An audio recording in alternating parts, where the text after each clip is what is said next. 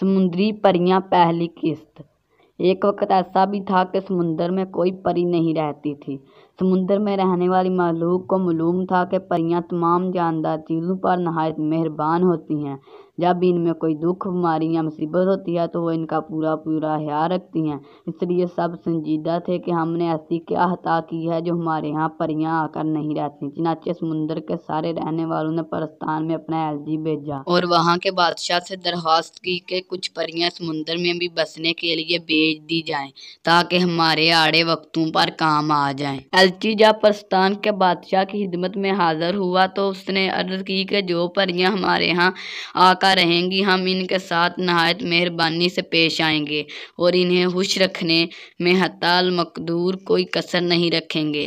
बादशाह अपनी दरबारी परियों से मुखातब होकर बोला, तुमने सुना समुद्र का एलची हमारे पास क्या दरख्वास्त लेकर आया है। अब बताओ, तुम वहाँ जाना और नीले समुद्र के पानी के नीचे रहना पसंद करती हो। परियों ने काम कर कहा, हम वहाँ जाने और रहने के लिए बिल्कुल तैयार नहीं, हम यहीं खुश हैं। इसके बाद बादशाह ने जंगल की परियों को बुलाया और इनसे पूछा कि समुद्र में जाकर रहने में तुम्हारी क्या मर्जी है। वो भी सब सर हिलाकर कहने लगी कि ये हरे भरे जंगल, फूलों से लदे हुए बागात, इनमें बोलती चिड़ियाँ और खेलें करते हुए जानवर छोड़कर कहीं जाना हमें गवारा नहीं।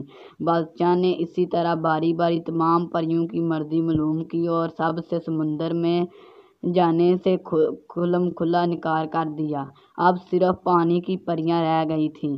आखिर में बादशाह इनकी तरफ मुखातब हुआ और ये देखकर एक को हैरत हुई कि वो बिला झिझक फौरन तैयार हो गई और कहने लगी, हम तो खुदा से चाहते थे कि इस तरह इन नदी नालों, तालाबों, कुओं और बावलियों से बाहर निकलें। घर बैठे हमारी मुराद पूरी हुई। इतने लंबे, चौड़े और गहरे समुद्र का क्या कहना है। हमारे उछलने, कूदने, भागने, दौड़ने के लिए इससे ज़्यादा अच्छी जगह कौन सी हो सकती है। वहाँ हज़ारों लाखों किस्म की मछलियाँ हैं और मछलियों के अलावा तरह तरह के अजायबात।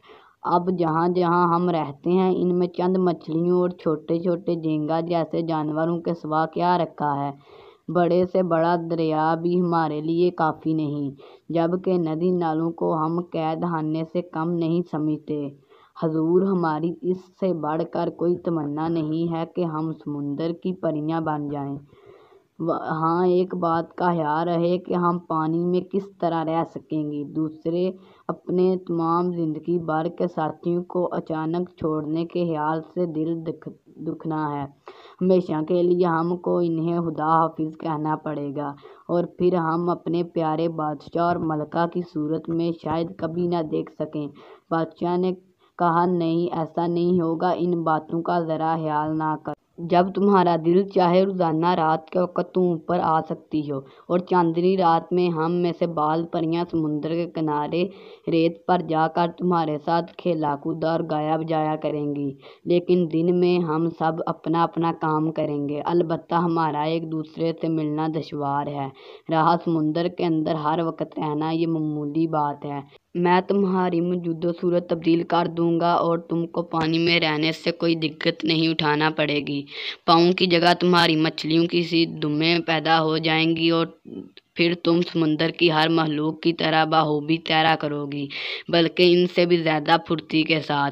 बादशाह की ये तकरीर सुनकर समुद्र का एलची भी खुश हो गया कि इनकी अर्ज़ में भी कबूल हो गई और समुद्र की नई परियां भी खुश थीं कि इन्हें समुद्र की नई हुकूमत मिली।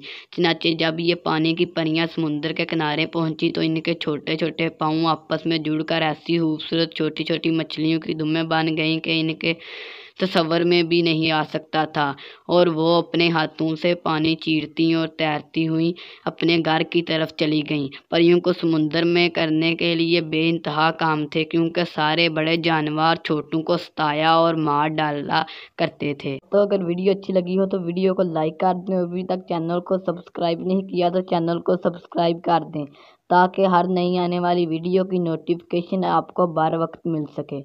चलो आए मिलते हैं अगली वीडियो में।